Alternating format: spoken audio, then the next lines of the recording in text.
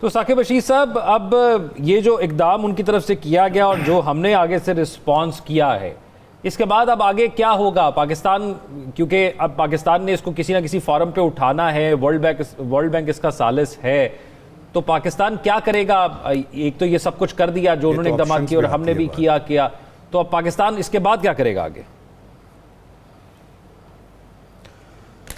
एक चीज़ मैं आपके सामने रखना चाहता हूँ। एक पहली बात तो ये है कि हम सोशल मीडिया की बात कर रहे थे कि सोशल मीडिया पे जहाँ पे दूसरी तरफ से इतनी ज़्यादा बात हो रही है, तो हमें ये देखना चाहिए कि इतनी मुश्किल सूरत हाल में अगर ये ट्विटर हैंडल या ट्विटर या एक्स जो है वो बंद है तो उसको खोल दें कुछ दिन के लिए, ताकि जो है वो बेहतर तरीके से, अगर बयानिए की जंग है, सोशल मीडिया पे लड़ने की बात है, तो वहाँ लड़ी जा सके, अच्छे तरीके से लड़ी जा सके।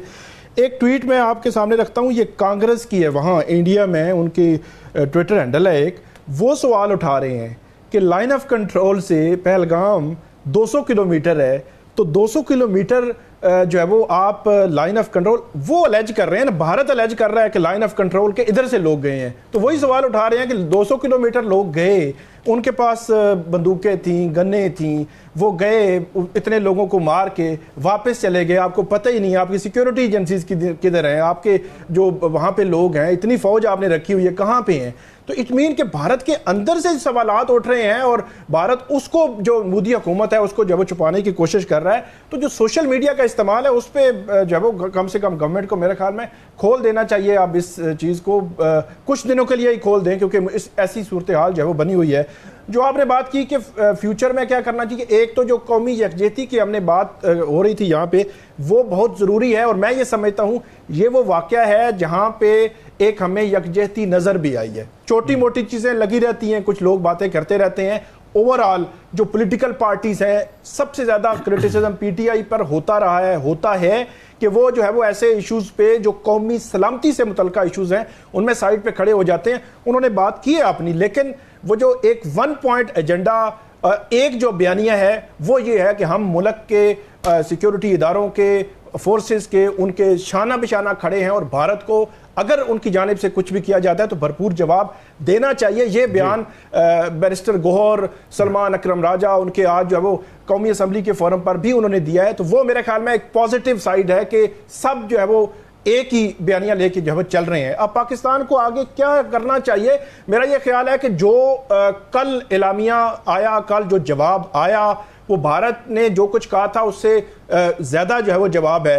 एक जो फिगर मैं आपको बता रहा था कि जो एयर स्पेस जो बंद हुई है, तो 2019 में भी एयर स्पेस बंद हुई थी। कल को भी जब एयर स्पेस बंदिश का ऐलान हुआ तो उस वक्त भी पाकिस्तान की हुदूद के से जब इंडियन कुछ तैयारे जब वो जा रहे थे उनको इजाज़त दी गई, और उसके बाद 6 बजे बंद कर दी गई, और उसके बाद वहाँ तमाम 2 घंटे की जो मुसाफत है उनकी ज़्यादा हो जाएगी।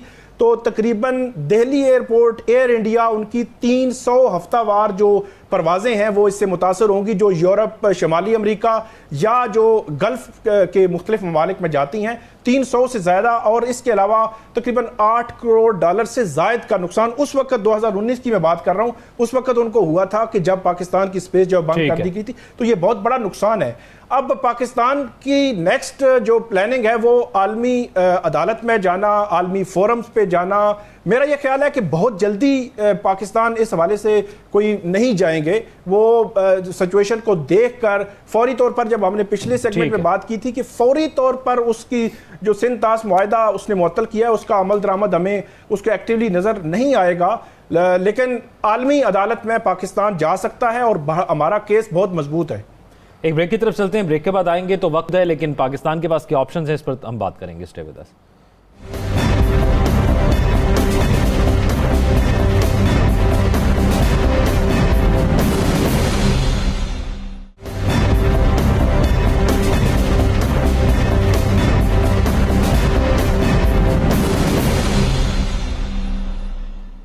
ब्रेक के बाद खुशामदीद नाज़रीन। ये कोई आखिरी चीज़ नहीं है जो इंडिया पाकिस्तान के ख़िलाफ़ इस्तेमाल कर रहा होगा। इस तरह की माजी में भी रही हैं, और हमें इंडिया जैसे हमसाए से यही उम्मीद रखनी चाहिए, या हमें यही पुराने एक्सपीरियंस से पता लगता है कि आगे भी जाकर वो इस किस्म के भोंडे किस्म के इल्ज़ामात पाकिस्तान पर लगाएगा या ऐसा माहौल बनाने की कोशिश करेगा जिससे पाकिस्तान को नुकसान हो। तो नजमुल साकिब साहब, क्विकली अगर मैं जान सकूँ कि पाकिस्तान के पास क्या ऑप्शंस हैं? देखिए, सबसे पहले तो मैं ये बताऊंगा कि ये जो ट्रीटी है 1960 की इंडस वाटर्स ट्रीटी, इसके अंदर है आपका कॉन्फ्लिक्ट रेजोल्यूशन मैकेनिज्म, वो इसके अंदर मौजूद है, जिसमें ये है कि एक कोर्ट ऑफ आर्बिट्रेशन बनाई जा सकती है, आप जो है वो एक न्यूट्रल एक्सपर्ट जो है वो इसमें कर सकते हैं, मीडिएशन के लिए वर्ल्ड बैंक जो है वो मौजूद है।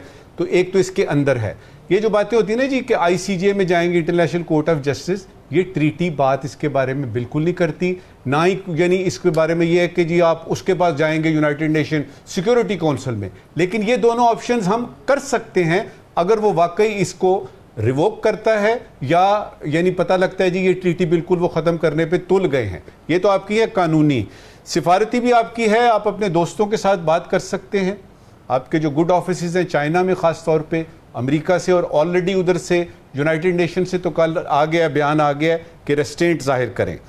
अच्छा, इसके बाद ये है कि जो असल चीज़ है वो मैं ये यहाँ कहना चाहूँगा कि उन्होंने कहा है ना 2 नोटिस दिए कि रीनिगोशिएट करें, तो मेरे ख्याल में पाकिस्तान को ये ऑप्शन भी देखनी चाहिए कि रीनिगोशिएट कर लेते हैं। ये ट्रीटी कहती है कि अगर हालात ऐसे होते हैं और इसकी कोई टर्म्स एंड कंडीशन चेंज करनी पड़ती हैं तो दोनों पार्टीज बैठती है, वर्ल्ड बैंक बैठता है, तो गप लगा लेना, इस बहाने थोड़ा सा कश्मीर पे भी बात हो सकती है।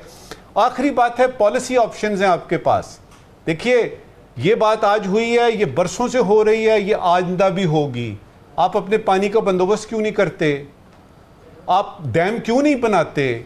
आप पानी का ज़िया ख़त्म क्यों नहीं करते? आप 2018 की वाटर पॉलिसी पे अमल क्यों नहीं करते? आप पानी की मुनसिफाना तकसीम क्यों नहीं करते? ये सारा कुछ जो है ये आपके हाथ में, ये कीजिए, ये सारी ऑप्शन मौजूद हैं। जमीर साहब, हमारे पास ऑप्शंस क्या हैं, क्योंकि अब पानी सर से गुजर रहा है। देखिए, सबसे पहले तो आप कैंसर को पकड़े ना, कि जहाँ आपने रोना है, धोना है, केस अपना प्रेजेंट करना है, पहले आप यूनाइटेड नेशंस की सिक्योरिटी काउंसिल को पूछें कि आर यू पेपर टाइगर्स और are you really the security council. क्योंकि इनका एक्ट तो हमने इराक वॉर में भी देख लिया है, अब 37035A भी देख लिया हमने। We need to challenge this in a very very strong manner.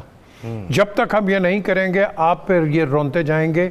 और जो आपने कहा ना ऑप्शन, सबसे पहले Pakistan foreign office has to do it, कि इसको फाइट करे यूनाइटेड नेशंस के अंदर, कि प्लीज़ आप अपनी वैलिडिटी बताएं कि you are the United Nations. आपने हमें कहा रेस्ट्रेंट दिखाएं, हम दिखा रहे हैं, लेकिन आपकी अथॉरिटी क्या है? प्लीज़ ये मुझे बताएं ना कि आपकी अथॉरिटी को फ्लॉन्ट करके 1948 की आप हर चीज़ आपने ख़त्म कर दिया है कि the union of state is responsible.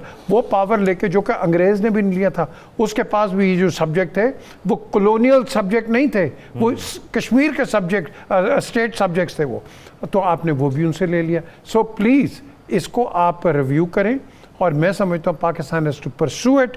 बाकी बातें बाद में आएंगी, पहले अपने घर को तो यहाँ सीधा करो।